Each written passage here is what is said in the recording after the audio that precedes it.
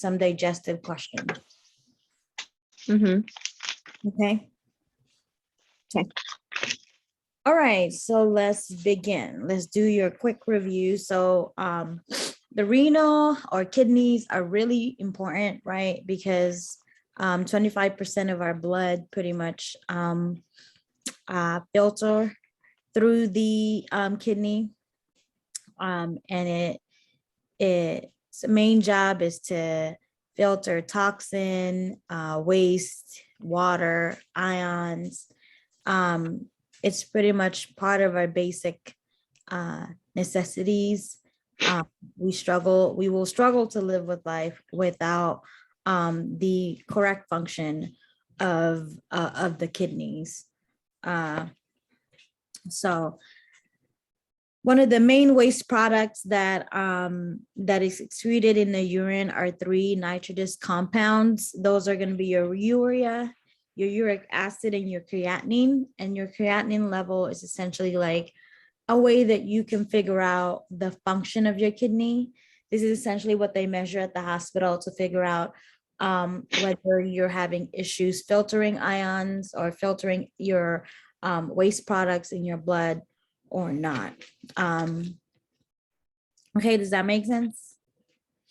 So yeah, these are just your basic function. Know that your basic acids, like your metabolic status, really depends on your kidneys.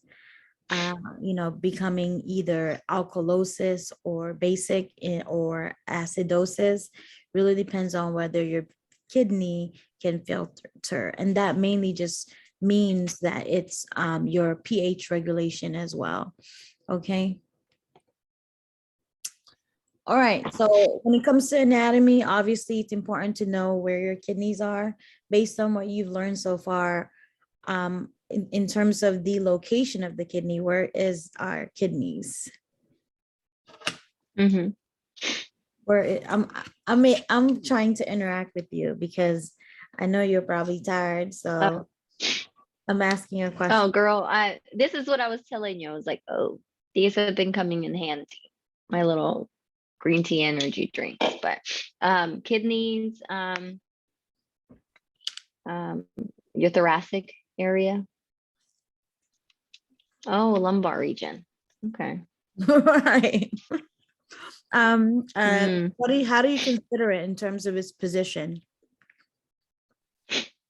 And posteriorly, that's what I would say.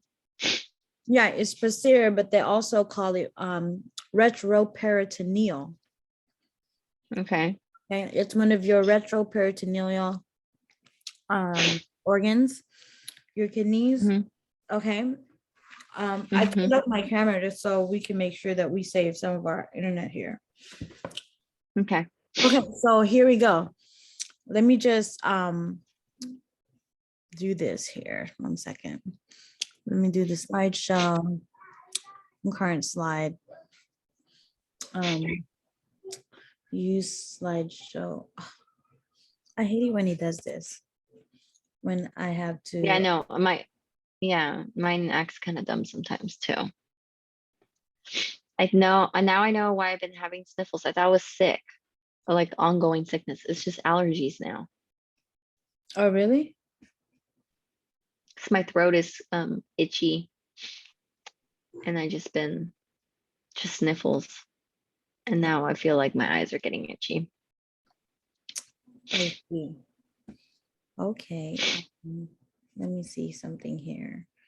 I don't know what's doing that.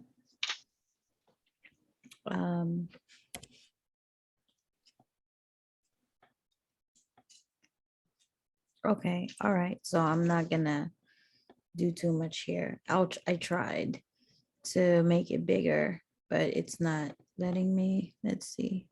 Custom slides. Only custom slides. Let's see. Oh, okay. Presenter view. Use. Okay. Awesome. That works. All right. So one of the things that's important for the kidney is knowing your anatomy, right? So I wanted to use this red pen here to kind of show where these different structures are, Mhm, right? So this is your hilum here, right? This is your hilum. This mhm, is where like all the blood vessels will enter. You have your renal cortex here, and we're gonna talk a lot more about like the basic unit of our kidneys, which is the nephrons, and we'll essentially find most of your majority of your nephrons that is going to be housed in that cortex. Right here is your medulla, right? And then your minor calyx is this tiny pathway here that's going to lead to the major calyx here. mhm, And that's going to then drain to your renal pelvis, where you essentially kind of meet the hilum there, where your ureter, your blood vessels, and your lymph nerves will kind of exit. Okay, does that make sense? mhm, So those are mhm, important because also this is how you can essentially follow how urine is drained to your kidney and filtered, right? And we'll talk more mhm, about that too. So know those are important. And this is basically kind of what I was saying, your urine collection tubes, right? This is the flow of urine that drains in your kidneys, on both sides of your kidneys, I would say.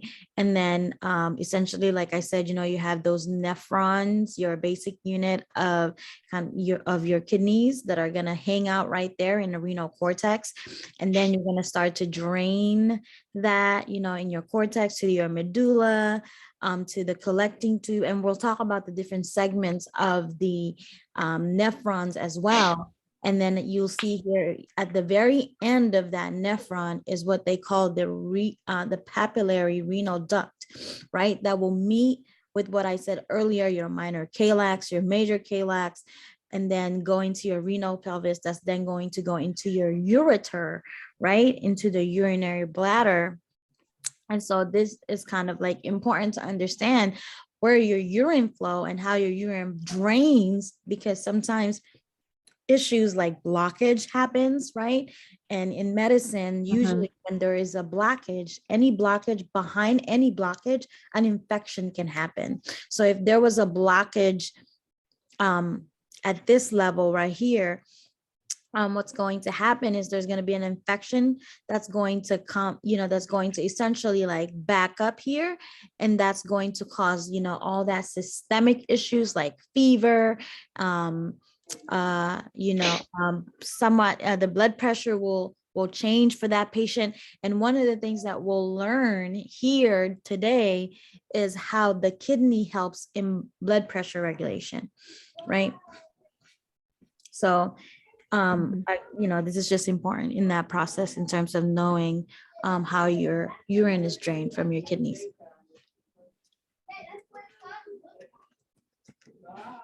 And then in addition to that, we talk about how your blood is drained in the kidneys, right? And that's Mhm, also an important process, right? So the way that it does is obviously, you have your kidneys here, right? And this is your renal artery, right? And your renal artery is then going to, funnel blood into your kidneys there. And then you're going to meet like these segments, it's just going to continue to branch until it branches into its tiniest forms, right? It's going to first do the renal artery into this segmental artery here, which essentially is like just saying that, like, your renal artery branches into segments that then branch into its interlobar, right? And the interlobar, the way that that's named is because it's literally supplying blood to these little lobes, right? You can see those little papilla, those renal papillae, that's kind of like, or your renal pyramids that's being kind of surrounded by those interlobar arteries, right? Which is Mhm. essentially suggesting that the naming of this artery is because of where it's positioned, right? And then it's going to then reach your arcuate arteries, right? And then your cortical radiate arteries, and the cortical is in the cortex, right? So just kind of follow the namings of these arteries and where it is in its location, right? The interlobal to the cortical, where the renal cortex is. And then it becomes a lot more tinier, right? Here you can see once it gets that like super tiny branch of these artery system, we start to then talk about the nephron, right? Your glomerulus. Mhm. That's going to lead into your afferent arterioles, and I'll show you a different picture in a little bit. Your afferent arterioles is going to lead into your glomerulus, which is like a clump of capillaries that helps, which is pretty much like the basic function that helps in that filtration of waste and products in your kidneys and electrolytes. And then that glomerulus is going to lead to your efferent arterioles, and efferent, like I said, right, exits, like we talked about this in the lymph node. There's an afferent and an efferent, and an efferent always means that you are exiting out of something, right? Right. And so Mhm. then once you do your efferent arterioles, that means that you've all those blood rich, right? You've already delivered those rich, the blood rich information or blood rich nutrient to your glomerulus and filter things. So guess what? It's going to come back, and all those waste is going to come to the peritubular capillaries, to your venules, to your cortical artery veins, just back to the veins to do what? To go back to the right side of the heart, right? To go to do what? Mhm. To enter the pulmonary circuit, to do what? To do gas exchange and do the same thing all over again. Do you see how this is all connected?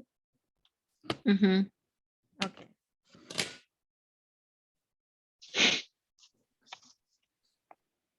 Hopefully this is making sense. Do you have any questions? No, no questions so far. Okay.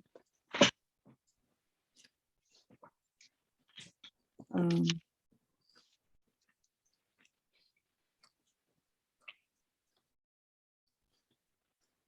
all right. So,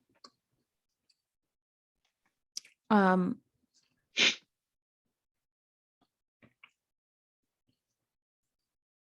now, the way that the artery, the renal artery branch to its tiniest forms, right? And I said earlier Mhm. that at some point you reach the glomerulus, right? Which is going Yeah. to be hanging out in that cortex, right? Mhm. Right. And so this is what that looks like, your glomerulus, right? And I said that your renal artery, once it branches into its tiniest forms, right, it's going to then reach that afferent arterioles, right? That's going to lead to the Mhm. clump of capillaries, which is your glomerulus right here, right? Mhm. And its job is it's going to filter, right? Once this blood here gets filtered, it's called a filtrate, right? This is Okay. right? It's going to be this is how your body filters it's your blood, right? It's going to filter glucose, it's going to filter amino acid, things like that, right? And then those that don't fit here is going to essentially go into the efferent arterioles, right? And then it's going to then circle back to the peritubular capillaries to drain into your renal veins, right?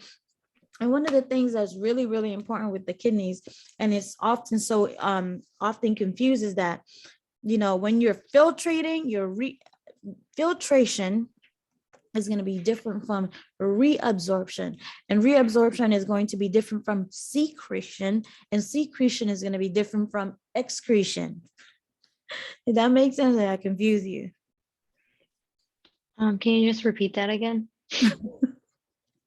Okay, let me show you a picture that's going to help with this. Let's see. Okay, this is a better picture. Okay. All right. So here, remember I said, when it comes to the urine formation processes in the kidneys, right? The blood is going to enter the afferent arterial, right? And then it's going to enter that glomerular capillaries to get filtered, right? You see this number one right here? It's going to enter the glomerulus to get filtered, right? And then once that blood is filtered, it becomes a filtrate, right? And some of that filtrate is going to get reabsorbed again, depending on whether our body needs it or whether we want to see that in our urine. All right. With that being said, one of the things that our body has to reabsorb 100% is glucose, right? Because guess what? If you see glucose in your urine, what does that suggest? That suggests that someone is probably not, reabsorbing sugar because they might have issues with what? It could be possible diabetes, right? So you usually don't want to see sugar in the urine. So usually once this blood gets filtered, right, it's supposed to reabsorb sugar back into the blood, right? Is this making sense, right? This is what they call reabsorption, right? Reabsorption.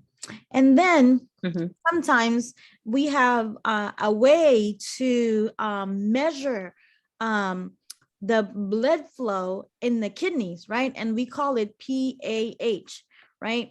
And PAH is not completely reabsorbed, right? Well, it's completely reabsorbed, actually. Like it's secreted. I mean, it's filtered, reabsorbed, and secreted, right? So the thing about PAH, once it enters the afferent arterial, it's going to get filtered, right?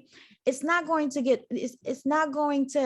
get filtered all the way. Some of the PAH is going to exit into the afferent arterial, right? So what's going to happen is PAH is going to enter, get filtered, and then get reabsorbed, right? Some of it is going to get reabsorbed, but then some of it also is going to get secreted, right? And when it is secreted, right, whatever's left of what's filtered and whatever's left that was filtered, and then whatever is secreted then gets excreted, right? That's what you see in your urine, right? So here's the deal.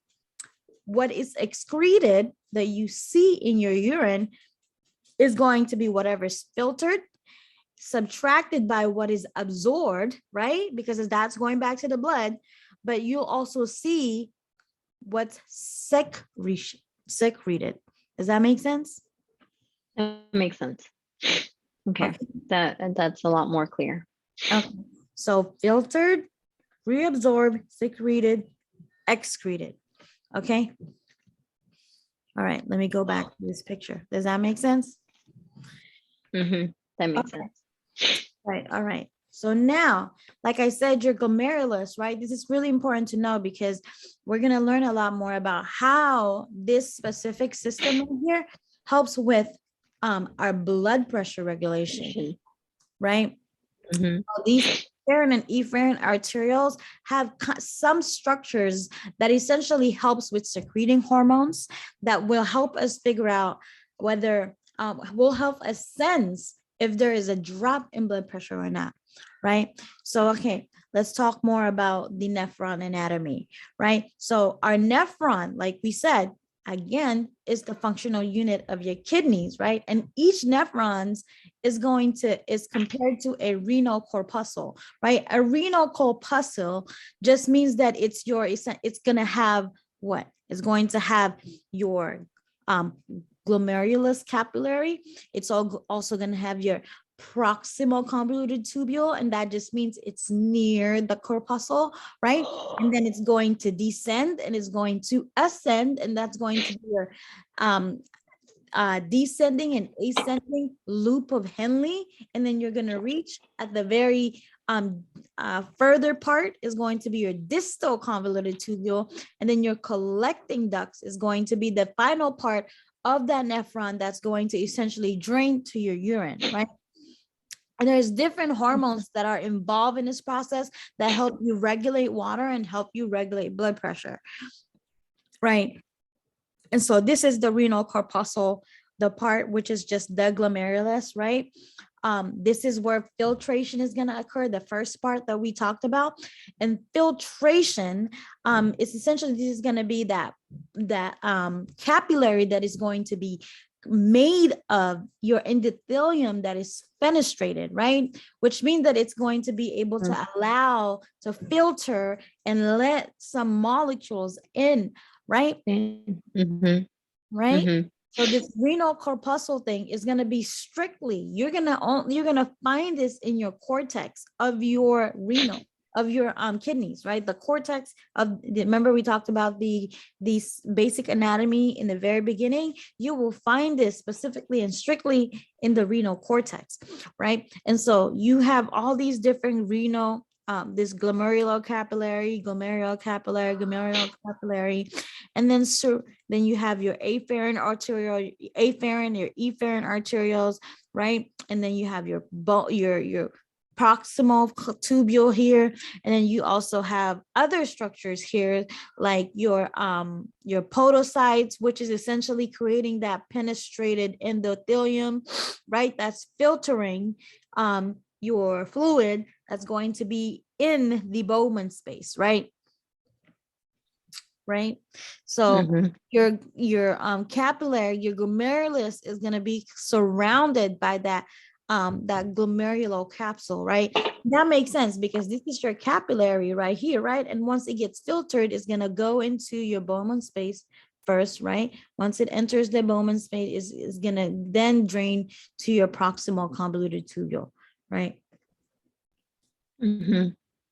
And you would expect for there to be, multiple glomerulus in there, right? Okay, we talked about this filtration, reabsorption, and secretion, which is really, really important because, again, like I said, most people confuse this because they all sound the same. Mm-hmm. Okay, now the segments of your nephrons are really important, right? Every part of your nephrons has like a special part that makes them distinct, right? So you have your proximal convoluted tubule, you have your descending, this is your thick descending, this is your thin descending, this is your thin ascending, and then your thick ascending, right? Loop of Henle. There's like 4 things going on over here, but just look at the picture and know where the thick one is and where the thin one is, right? Because that makes sense, right? So you have that Nephron loop, right? There's going to be important parts. So in the proximal convoluted tubule, what makes this different is that you have microvilli in there that helps with that increased reabsorption. Majority of the fluid that gets reabsorbed happen in your proximal convoluted tubule, mainly because of that of those microvilli structures that is helping the PCT reabsorb that filtrate that comes from the glomerulus, right? So this is just a summary of all of that, and then everything is kind of written out here, letting you know this microvilli that's important for reabsorption, right? Because of those brush border, that's essentially 100% of glucose and amino acid is going to be absorbed here. So you should not expect to see glucose and amino acid in your pee, right? And when you do, you should be thinking about diabetes, right? Right. And then so like when I say majority of some of the electrolytes are absorbed here, right? 67% of water, bicarb, sodium is reabsorbed in your proximal convoluted tubules. And like I said, if you were asked why, right? Because of these microvilli, this brush border structures that is helping that part of the nephron be able to reabsorb as much as it can. The loop of Henle, like I said, right, is going to have those two different kind of structures, right? You're going to have your thick and your thin. And if you see here, your thick predominantly is going to be simple cuboidal, and then your thin is going to be simple squamous, right? So just think of that, just kind of create a summary in that in your head. If it's thick, it's going to be cuboidal. If it's thin, it's going to be squamous, right? And then the descending limb of the loop of Henle here, which is the thin part of the loop of Henle right here, expect to know that is impermeable to NaCl, right? That means sodium cannot pass through there, but majority that gets reabsorbed there is going to be water. Okay. Okay. And this is kind of just a picture of that. You can see, yeah, that the majority of the thin descending loop is going to be involved in that water reabsorption. Sodium is going to be impermeable there. And that really just tells you that it's working in trying to concentrate the urine, because inside of the tubule is essentially your urine passing through, right? And that means that if it's pulling water out of the tubes, what is that doing? It's making the urine more concentrated, right? Concentrated. Right. And then once it gets here to the distal convoluted tubule, then sodium can leave, right? So that means what? That it's making the urine more dilute. Okay. And then now, like I said, when you get to the distal convoluted tubule, the thing that you want to kind of put into perspective here is that one of the things that makes this different from the proximal convoluted tubule is because there's no microvilli, right? And because there's no microvilli, you would expect what? A little bit less reabsorption going on here, right? And then the collecting duct is going to reabsorb that water, and that's is going to secrete your potassium and your hydrogen. This is essentially where a part of your body will determine whether something becomes acidic or alkalosis. Does that make sense? Yeah, that makes sense. Do you have any questions? No. Okay. Let us move on.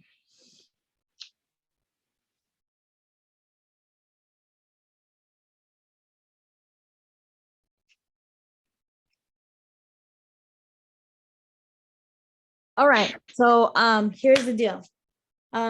This is the structures that help with regulating your blood pressure, right? So in the nephrons, just as we were talking about earlier, you can see here that let's see,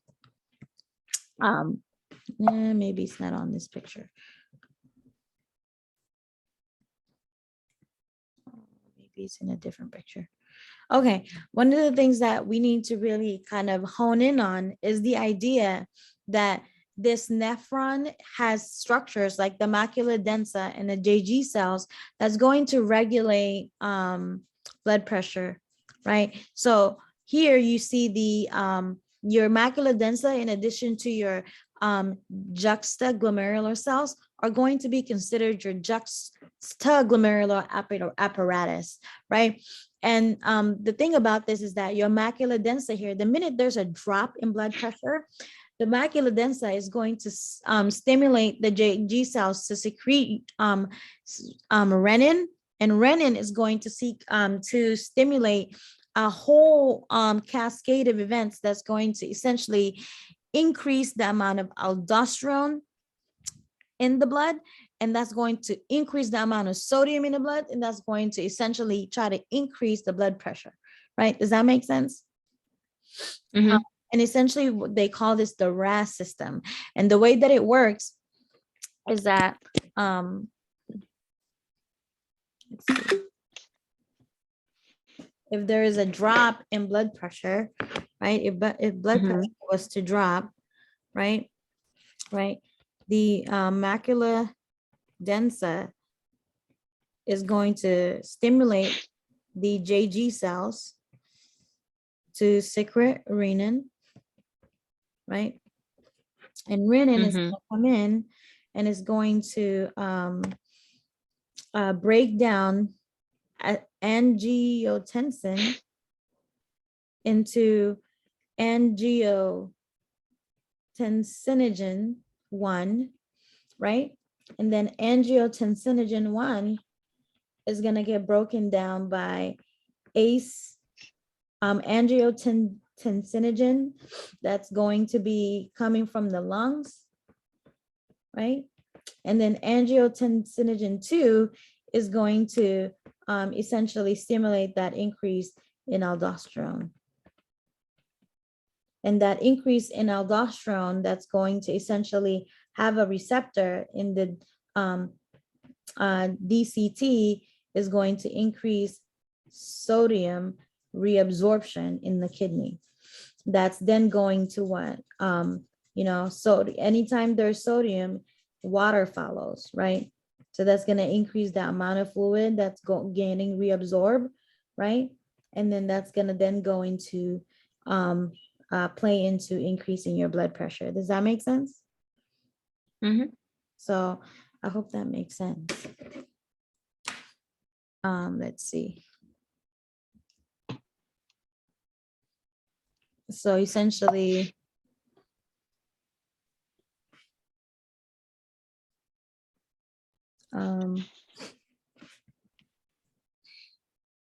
yes. So there's different like channels, and it's probably not as high yield in your course, but this is why most often people usually try to take anatomy with physio because they're very interconnected, right? As you can see, all these different anatomical structures are going to also have their physiological effect. That's going to, again, like I said, influence your blood pressure levels, right? Did your teacher talk about this? Yeah. A little bit. I don't know. No, he did. He did. He's a physio person, right? Yeah. He's gonna be a physiologist or something. His background's electrophysiology. So he definitely knows this. I know he had a hard time disconnecting those two. I'm sure he talked about No, for sure. For sure. That's why I think when he grades, he's looking for specific things. He wants to, yeah. Okay. Well, Definitely. He's most likely gonna ask about this Renal Rast System. This Macula Densa using renin, because this is a big topic in physio, especially when it comes to blood regulation. So I'm assuming that in your essay, he's probably asking something around this area. Maybe. Yeah. Do you guys have essays this week? Yeah, I already submitted, but I feel like I didn't. I think I didn't do well on one of them, because now you're making it very clear with that. With the other slide. Yeah, that's why I was like, fuck, now I think he's gonna regrade it. He's gonna be like, this is shit. Well, I mean, you can always, like I said, you can always share your drive with me, and I can try to make my comments and edit. Yeah. Obviously, if you let you resubmit it. Yeah, last time he let me resubmit it and he gave me some feedback. So worked out. Okay. Well, it's your last week, so you have nothing to lose. Ask away. I know. I asked him about retaking the exam. He's like, no, sorry. I was like, okay. He said no. Cool, I asked you. Yeah, he's like, sorry, I don't let people retake exams. I was like, okay, then. I just had to ask. Yeah, I mean, postman don't get fed, so. But definitely, yeah. Like, okay, I turned in everything. Okay, so you have a test tonight or on Sunday night? I have a test today and tomorrow. What's the test today? Oh, I have an 89%. Oh, today is, let me see. Okay, what do you regrade? Oh, he gave me 12 out of 12 on my urinary essay. Oh, I guess I answered it how he wanted me to answer. Oh, good. No, you know what? I read in his grading, he basically said, "Oh, reading these is so tedious going through all the assignments. So if you guys could be a little bit more creative with your work, it's a lot easier on my eyes." So this time I decided to draw things and write arrows and stuff. So I think that's why he gave me 12 out of 12.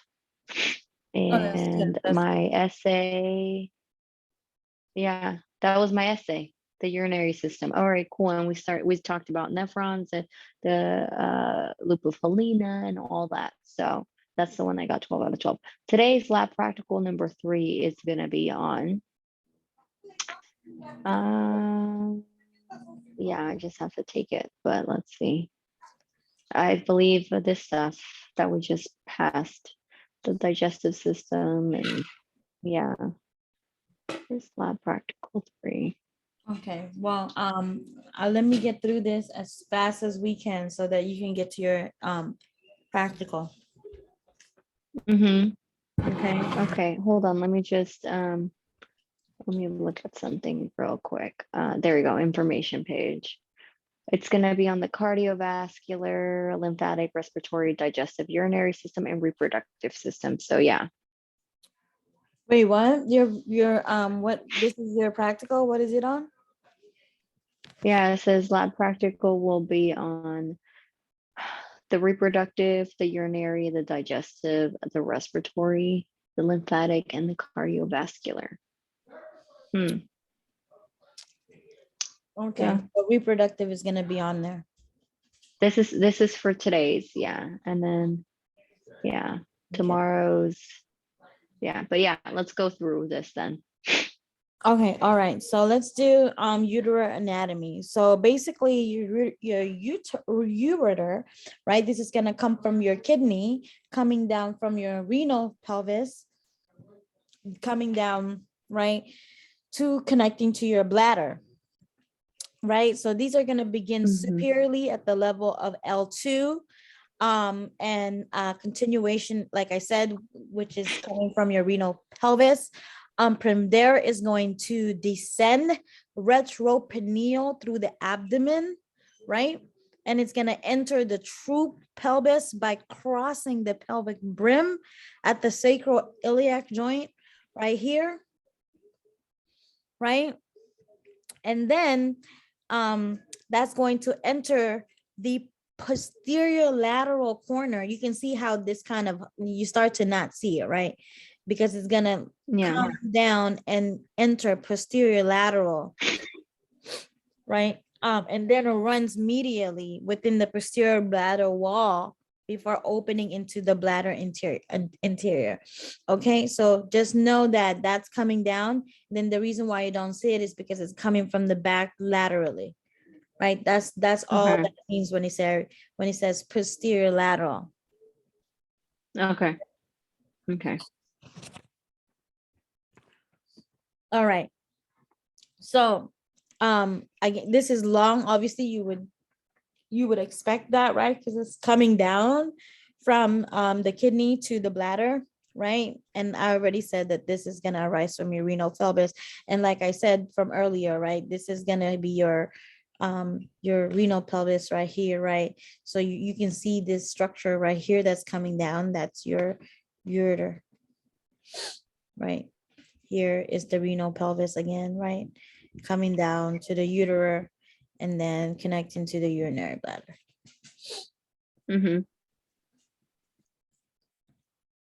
Okay. So now the histology of your ureter. So sometimes this can be really confusing just because ureter, urethra, like those are two different things. Okay. Your ureter is going to come down from your renal pelvis, like we were just saying. Then your urethra is going to be coming out of the bladder. Like that's where you, like that is the hollow tube that you pee from, right? Does that make sense? Did I confuse you? No, no, I'm just listening. Okay. All right. So one of the things that's important about what you need to really know about your ureter is that it's going to be lined with transitional epithelium thing. And this they love to test. Love to test. Okay. Because that is it's very unique that exists in your urinary system. The transitional epithelium doesn't exist anywhere else. Okay. Okay. And that's essentially helping you with that stretch and recoil, right? And you want that, right? Because what, when that fluid comes down the ureter, right, sometimes it's going to be a lot, right? It's going to help with that stretch and recoil so that it doesn't rupture, right? And then, you know, if you look at the histology of this, like I said, you know, it's very similar to every type of histology we've talked about before, right? You have this adventitia, and adventitia is usually that external part of the histology, right? That is the, you know, the dense outer connective tissue part that's essentially like strong, that's helping that that hollow tube protect it from rupture, right? And then the inner part, right? The inner part is going to be that that smooth muscle layer, right? That's going to help it with like that contraction and that recoil, right? Just like we were saying, right? Okay, so just know that you have these different layers, mainly mucosa and muscularis, right? And in that muscularis area, you're gonna have your muscle, smooth muscles, and that adventitia is gonna be your outer layer, and then your mucosa is going to be your inner layer, and that's where you're going to find your transitional epithelium, right? And again, the transitional epithelium is going to be mainly found in the urinary system. You cannot, this transitional epithelium does not exist anywhere else other than your urinary system. Okay. Okay. And let me close. I mean, it makes sense because if it's carrying urine, and if it expands or, you know, needs to recoil. Exactly. Like even people passing kidney stones or something, you know? Yeah. Like when I had my son, I had, they told me I had hydronephrosis on one of my kidneys. They thought it was a kidney stone, but they couldn't do like a CAT scan or anything because I was pregnant. So I did a CAT scan after, and I didn't have a kidney stone. I didn't have anything. And they think it was just maybe the placenta or something got pushed onto the ureter and it kind of did a blockage. And then, you know, but it was so painful, but I could only imagine people passing kidney stones. Like it has to be able to expand and recoil. Yeah. So my sister just got surgery from for a renal stones that blocked her uterus. And remember, like I was saying, behind every blockage is infection buildup. And so when the thing about renal stones that makes it worse is the infection can be really dangerous. And that if the infection gets worse, you can go into septic shock, and that's usually what gets people, right? Because your blood pressure will go down. And remember, like I said earlier, blood pressure regulation is really important in the kidney. So all of this play into account when we're talking about like different, you know, diseases that could happen, specifically when you have like things like, for example, like we were talking about a renal stone that's blocking something that's creating an infection, right? So and with urine, it's good that in a way, in your case, you know, it was able to kind of resolve without any intervention. With my sister, she had to get surgery and then antibiotics to manage the infection that was happening. But even then, she's been having this for so long that every time she gets the infection, those bacteria become essentially starting to become more and more and more resistant to antibiotics. Therefore, like it's needing you're needing to use a much more broader spectrum of antibiotics to kill the infection that has become, or the bacteria that essentially become like Resistant. smarter and smarter, right? Yeah, no, I totally understand. Like it's, I'm sorry about your sister. Like I know I could relate with my mom. She had a hysterectomy and in the process they like sliced one of her ureters. And it's ever since then, it's like she has to take care of her kidneys too. It's, the same thing. It's not the same after surgery, Exactly. So this stuff is serious, okay? But I mean, being in medicine or being in medical school, understand it more. yeah, and you're able to like advise, I've been able to advise my partner, I've been able to advise, and etc. So it's like nice, but So does your sister like try to avoid like drinking alcohol and like or eating a specific diet yeah, that's when one of the things that we've essentially kind of talked about, right? Because the makeup of her stones is important, right? Because there's different types of stones. That's another thing we can talk about a different day when it comes to renal pathology. yeah, no, seriously. But like there's And that's literally, why they have different specialties. yes, yes, that's true, because What did you say you wanted to specialize in? this is gonna surprise you. So initially when I was pre-med, I wanted to go into surgery. Mhm. But now, when I was in grad school, I did a lot of infectious diseases research. And so I'm really, Mhm. really into infectious disease. And so when my sister, when all this stuff happened, I was just like really kind of into it. I was like, this is what the bugs does, we essentially call it super bugs. Like the antibiotics that we have are like, it's getting a lot more, um like our supply of antibiotics is getting kind of small in its quantity, just because like the bugs that we're We dealing just with give it out. are getting smarter They're and smarter. stronger. Yes, and they're mutating, you know and they're surviving in these like harsh conditions. um and so like people, that's why I think people need to be very careful about taking antibiotics without any prescription, or just asking for them just because, because one, it's getting harder to kill infections, especially if you get like STDs and stuff. Oh my God, imagine getting the most resistant version of that and not being able to kill it. That's crazy. Yeah, no, I totally get it. Certain countries hand them out like candy. Like I know so many people, they just go to a specific country and they just bring back a bunch of them to come because here they don't hand it out like that, because they were trying to prevent that and now, people just request it and doctors give it to them too. But it's the mindset. You have to change people's mindset with it too. Right, right. Okay. And through education. Right. That is 100% true. Okay, so again, back to the ureter.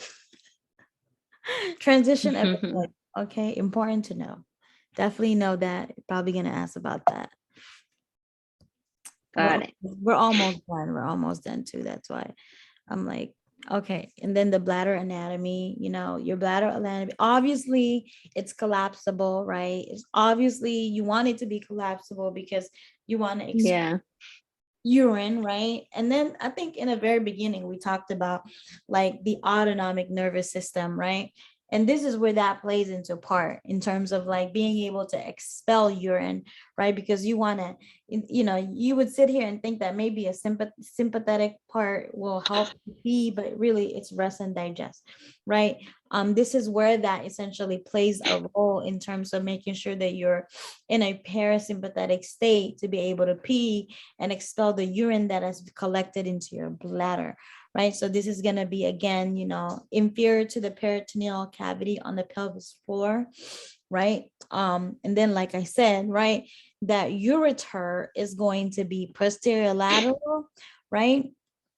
And then you're going to have this urethral opening, your muscle layers Then you're gonna have that bladder neck here, and then the urethra, right? That's going to be essentially the part where you pee, and then you're gonna have like different parts of whether it's internal sphincter or external sphincter that's going to either open up so that you can pee, right? And then you have also another thing about the important thing about this anatomy is that in males, the bladder lies anterior to the rectum, but in females, it's going to lie anterior to the vagina and uterus, right? Because we have slightly different anatomical structures compared to male, just because they do not have a uterus, right? Or for that matter, don't have a vagina. Yeah. Okay. Okay. Now, the internal structures, I think, I kind of mentioned them already, like your bladder neck right there, your trigon, which is that triangle that meets with the, kind of right there at the inferior to that bladder wall, your detrusal muscle bladder wall is going to be right there, your trigon, your bladder neck that's going to essentially immediately come after your trigon, and then immediately after that bladder neck is protruding your urethra where you'll be able to pee, right? So know that there's things that are kind of important, and trigon, conveniently triangle that is essentially meeting with that bladder neck right there. That meets with your urethra. Urethra and ureter is two different things. And then your bladder histology, like I said, right? The transitional epithelium is an epithelium that you will only find in your renal system, right? And when I say that, that applies for your urethra, and then that also applies for your bladder, right? So this is going to have your mucosal layer. You will always find your transitional epithelium in the mucosa layer, right? And the mucosa layer is what? Your inner layer, right? And then your submucosa, right? And then you're going to have your detrusal muscle, which is going to be that middle part that's going to have the smooth muscle layer, right? That's then what going to help with that squeezing, expelling that urine and contracting, right? And pretty much similar to ureter, right? And there your adventitia, like we said, is always going to refer to that outer protective connective tissue layer that's going to be part of making sure that things doesn't rupture, right? And that's the same thing as we talked about here. Like I said, mucosa layer is your inner layer, where you will find your transitional epithelium, right? Then your muscularis layer here, which is the middle part where you will have that smooth muscle. So just remember that there's these kind of similarities in histology when it comes to the urinary system, but then just in general too, like you're always gonna have a mucosa, a muscularis, and an adventitia or external connective tissue layer, whether that is your ureter or that is your arteries, right? Because we talked about all of these as well. Okay,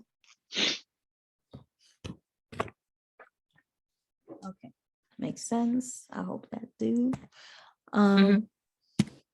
All right, so now our final topic that we'll talk about this evening is your female urethra anatomy and your male urethra anatomy, right? And in a female, you would expect that to be what? Short, right? What's the difference? Male ones have a longer. Right, because they have a they have a penis, right? So that makes sense, right? So hold that thought. I need to go use the restroom. Okay. Since I have a shorter urethra, I do not want infection. So let me go pee real. Okay, cool.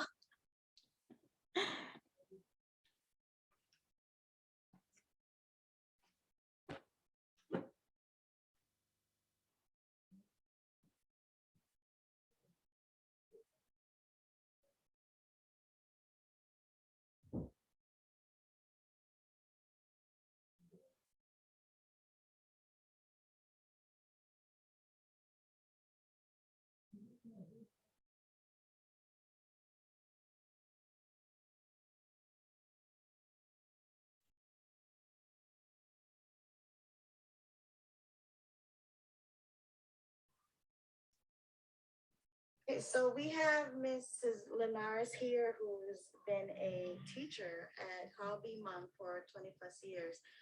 We, as the OU is has been going to this school since TK, she's down in fourth grade. I've been here.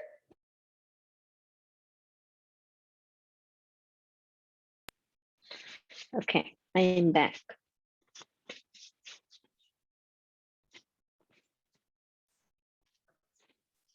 Okay, all right. All right, so let's finish this up really quickly. So again, in males, we said that the urethra is going to be essentially longer and then shorter in females, right?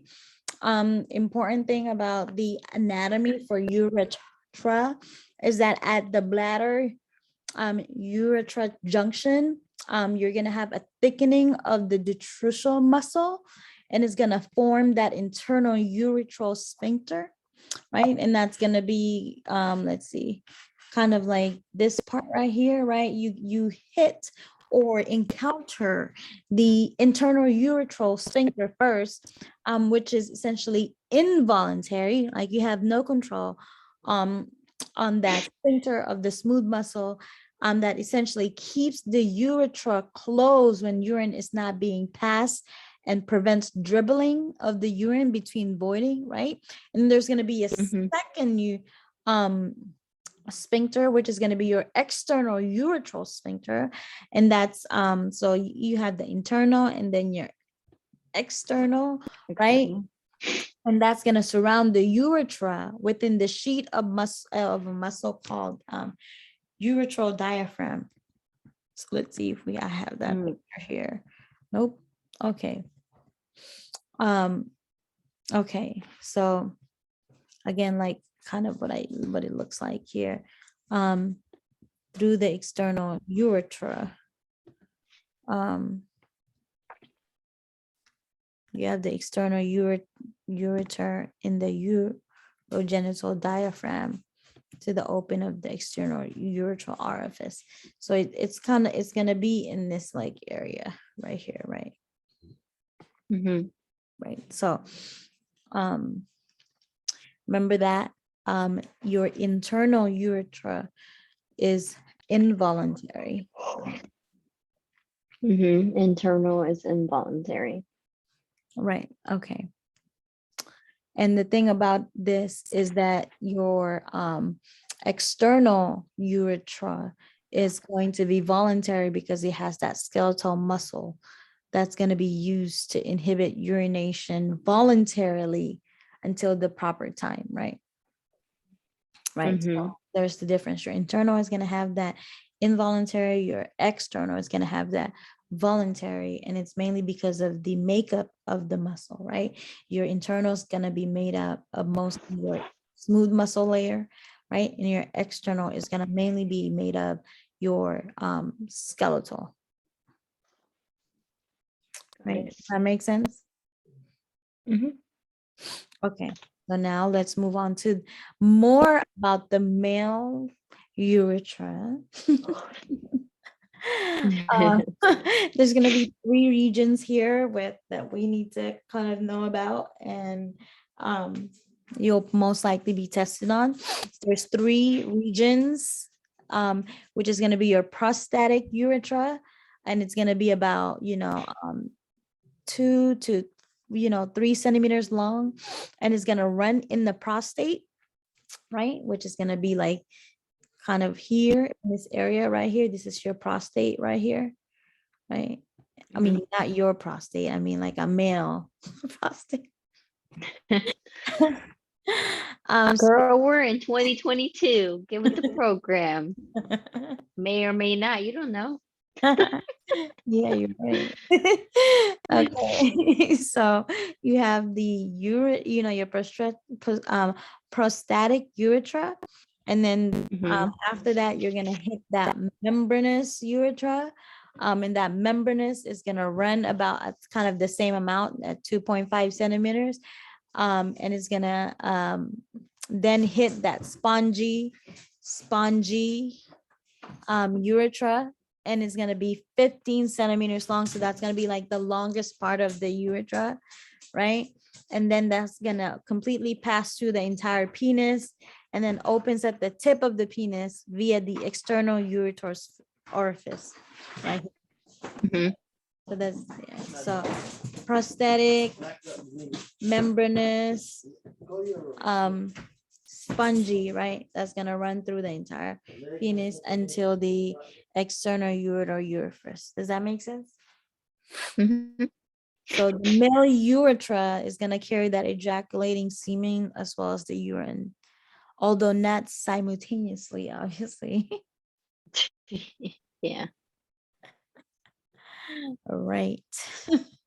This is what I'm trying to have my boyfriend do after we have kids. Let's cut that part off. Oh, I wish for the best decision. Right. Yeah. Yeah. Okay. And then this is our last slide for today. And then, like I said, there's like, I mean, I'm sure you've noticed, right, that like the histology is all kind of synonymous or, to each other. Like that mucosal layer, which is the inner part, is always going to have that transitional like layer, right? Right. So Mhm. epithelium at the mucosa always starts out with that transitional at the bladder. And then here changes at the urethra, where you're going to have that pseudo stratified in the middle and become stratified at the end. Right. So no, Mhm. like Mhm. I said, when you're trying to remember something, Transitional, remember what makes it different. pseudostratified. Yeah. Right. Remember, like it's easy to remember that like the ureter and the bladder has the transitional epithelium, but then the urethra, you can just sit and say, okay, all right, so it's gonna have pseudostratified and then stratified at the end, right? But and then the urethra is gonna have that smooth muscle, right? Urine, I mean the smooth muscle that's gonna propel the urine in the males, and then and females, but then also it's going to be useful for ejaculation in males. So the smooth muscle, ureterus histology, and then in the mucosa, what makes it different from the other histology is that they're pseudostratified and stratified squamous at the end. Okay, Mhm. makes sense. That's all of our renal discussion today. Let's see, and then keep the annotations. I'm gonna send this to you right now.